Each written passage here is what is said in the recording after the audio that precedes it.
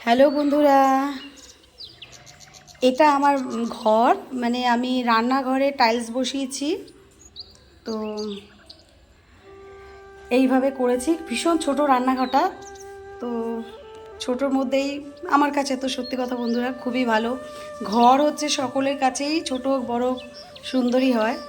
আর একটা কথা বলি, আমার বিশেষ করে বেশ অনেক দিন ধরে আমার শরীরটা খুবই খারাপ।